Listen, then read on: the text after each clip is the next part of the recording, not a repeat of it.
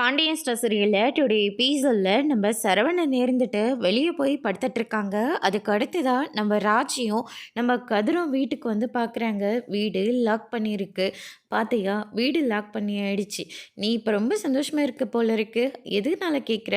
இல்லை, பருத்தி பால், புட்டு, அதுக்கு அடுத்ததான் இன்னும் நிறையெல்லாம் சாப்பிட்டல, ஐஸ்கிரீம் எல்லாம். அதனால தான் சொன்னேன், வயிறு ஃபுல்லாக இருக்கா, நல்லா சாப்பிட்டியா, அதனால தான் நீ சந்தோஷமாக இருக்குன்னு சொன்னேன் அப்படின்னு சொல்லிட்டு கதிர் வந்து சொல்லிக்கிட்டு இருக்காங்க. ஆமாம் ஆமாம், நான் எதனால் இதெல்லாம் வாங்கினேன், எதுக்கு இவ்வளோ லேட்டாக வரேன்னு இவருக்கு இன்னுமே புரியவே இல்லை. இந்த ஜென்மத்தில் புரியாது போல இருக்குது அப்படின்னு சொல்லிட்டு ராஜி ஒரு பக்கம் ஃபீல் பண்ணுறாங்க. அதுக்கு அடுத்ததாக கதவு யாரும் திறக்கிற மாதிரி தெரியல. பேசாமல் அரசிக்கு ஃபோன் பண்ணலான்னு பார்த்தா அரசியும் ஃபோன் எடுக்கவே இல்லை. பேசாமல் நம்ம இந்த திண்ணையிலே படுத்துக்கலாமா, திண்ணையில் படுக்கிறதா, குளிருது, கொசு கடிக்காதா அப்படின்ற மாதிரி ராஜி வந்து சொல்லிட்டு இருக்கவும், இப்போ என்ன பண்ண முடியும் அப்படின்னு சொல்லிட்டு கேட்கவும், பேசாமல் நம்ம மீனாக்கோட வீட்டுக்கு போயிடலாமா அப்படின்னு சொல்லிட்டு கேட்குறாங்க.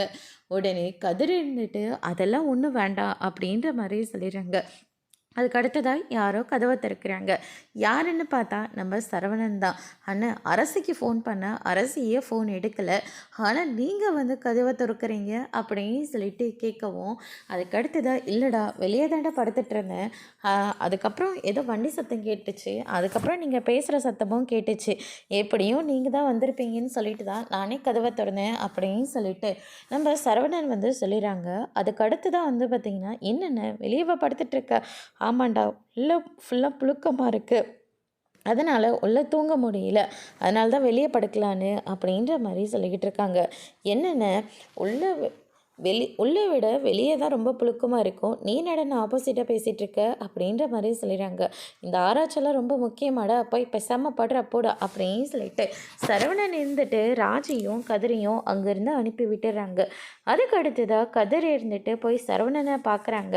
அண்ணன் ஏதோ கொஞ்ச நாளாக ஒரு மாதிரியாகவே இருக்கல்ல, நீ வேணா அவங்கக்கிட்ட பேசி பார்க்குறியா அப்படின்ற மாதிரி சொல்லிடுறாங்க. நானும் பார்த்துக்கிட்டு தான் இருக்கேன், அண்ணி அக்காவோட முகமும் சரியில்லாமல் தான் இருக்குது, அவங்களும் ரொம்ப பதட்டமாக தான் இருக்காங்க, சரி முடிச்ச வரைக்கும் நான் என்ன ஏதுன்னு தெரிஞ்சுக்கிறேன் அப்படின்னு சொல்லிட்டு நம்ம ராஜி ஒரு பக்கம் சொல்லிக்கிட்டு இருக்காங்க. அதுக்கு அடுத்த நாள் வந்து பார்த்திங்கன்னா, இந்த பக்கம் வீணாருக்கு ஒரு செம்ம கனவு வருது.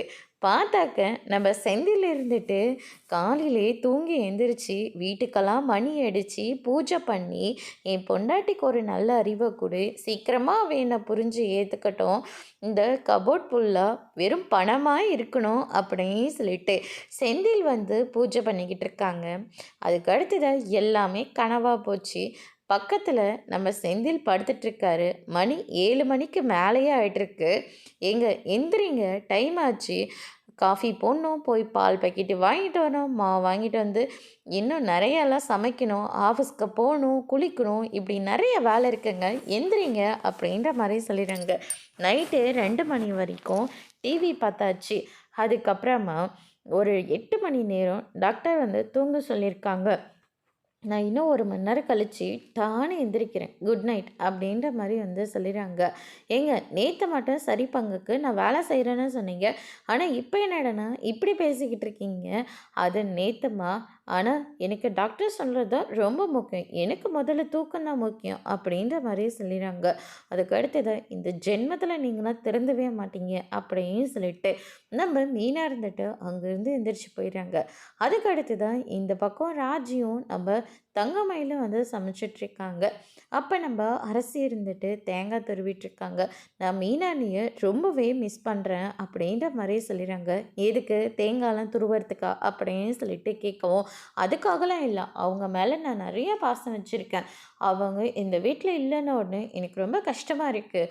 ஆமாம்மா, அந்த கஷ்டம் எல்லாருக்கும் இருக்குது, ஆனால் இப்போ உனக்கு வந்திருக்கிற கஷ்டம் இந்த தேங்காய் துருவல் தான். அவங்க செய்ய வேண்டிய எல்லா வேலையும் இப்போ நீ செஞ்சிட்ருக்க, இதுக்கு முன்னாடி அவங்க செஞ்சிட்ருக்கிற போது நீ ஃபோன் நோண்டிகிட்டு இருந்த, இதனால தானே அப்படின்ற மாதிரி சொல்லிடுறாங்க. அதுக்கு அடுத்ததாக பாருங்க நீ என்னாச்சு அப்படின்னு சொல்லிட்டு கேட்கவும், ஒன்றும் இல்லை, நாங்கள் மீனாண்ணியை பற்றி பேசிகிட்டு இருந்தோம் அப்படின்ற மாதிரி சொல்லிடுறாங்க.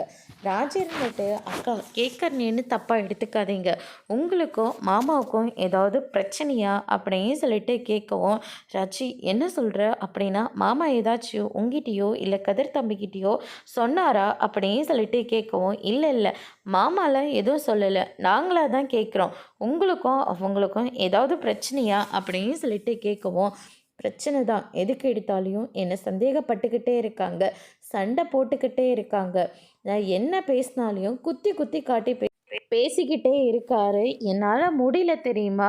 எனக்கு இருக்கிற போது எல்லாமே எங்கள் அம்மா வீட்டுக்கு போயிட்டா ரொம்ப நல்லா இருக்குமோன்னு தோணிக்கிட்டே இருக்குது. அவருக்கு நான் பாசம் வைக்கிற எல்லாருமே என்னை இப்படி தான் பேசிக்கிட்டே இருக்காங்க. ரொம்ப கஷ்டமாக இருக்குது. அதுவும் அவர் மேலே நான் எவ்வளோ பாசமாக இருக்கேன்னு தெரியுமா? அப்படின்னு சொல்லிட்டு ஃபீல் பண்ணி அழுந்துட்டுருக்காங்க. அப்படி என்ன தான் உங்களுக்கு 2 பேருக்கும் பிரச்சனை? இல்லை, குழந்தை இல்லைன்றது எனக்கு ரொம்ப கஷ்டமாக தான் இருக்குது. ஆனால் அது நான் திட்டம் போட்டு தான் அவர்கிட்ட பொய் சொன்னேன்னு சொல்லிட்டு அவரை நினச்சிக்கிட்டு இருக்காரு. எப்போ பாரு என்னை ஏமாத்திட்ட நீன்னு சொல்லி என்னை ரொம்பவே கஷ்டப்பட்டு பேசிக்கிட்டே இருக்காரு. என்னால் தாங்கிக்கவே முடியல, ரொம்ப கஷ்டமாக இருக்குது அப்படின்னு சொல்லிட்டு ரொம்பவே வருத்தப்பட்டு பேசிக்கிட்டு இருக்காங்க. அதுக்கு அடுத்து தான் நம்ம கோமதி வந்துடுறாங்க. என்னாச்சு, எதுக்கு இவ இப்போ அழுந்துட்டுருக்கா அப்படின்னு சொல்லிட்டு கேட்கவும், மாமாவுக்கும் இவங்களுக்கும் ஏதோ பிரச்சனை போல் இருக்குது அப்படின்ற மாதிரி சொல்லிடுறாங்க. ஏண்டி இன்னுமாடி அந்த பிரச்சனை உனக்கு முடியவே இல்லை அப்படின்னு சொல்லிட்டு கேட்கவும், என்னத்த அப்படின்னா மாமாவுக்கும் அக்காவுக்கும் இருக்கிற பிரச்சனை உங்களுக்கு தெரியுமா? தெரியும் அப்படின்ற மாதிரி சொல்லிடுறாங்க. அதுக்கு அடுத்ததாக நீங்களாச்சும் மாமா கிட்ட பேசக்கூடாதா? அவங்கிட்ட ஏற்கனவே பேசிட்டான், அவன் இன்னும் மாறல போல இருக்குது, நான் அவங்கிட்ட பேசிக்கிறேன் அத்தை, நான் எங்கள் அம்மா வீட்டுக்கே போயிடட்டுமா? ஏண்டி அதிலடி உன் வீடு, இது தாண்டி உன்னோட வீடு, கல்யாணம் பண்ணிட்டு வந்த பொண்ணுங்களுக்கு எல்லாருக்கும் புகுந்த வீடு தான் அவங்களோட வீடு சரியா? அப்படின்னு சொல்லிட்டு கோமதி வந்து சொல்லிக்கிட்டு இருக்காங்க.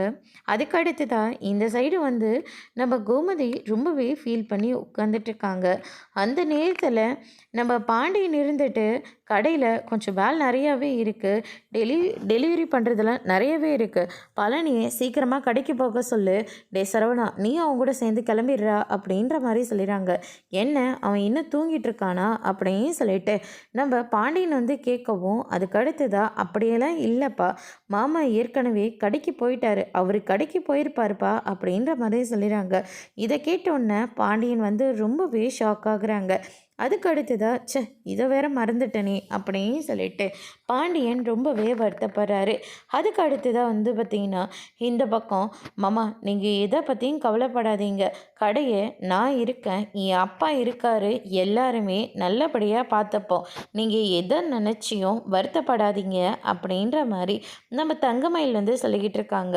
வேணும்னா நான் இன்னைக்கு உங்களோட கடைக்கு வரேனே, எல்லா வேலையும் உங்களாலே தனியாக பார்க்க முடியாதுல்ல அப்படின்ற மாதிரி சொல்லிகிட்டு இருக்காங்க.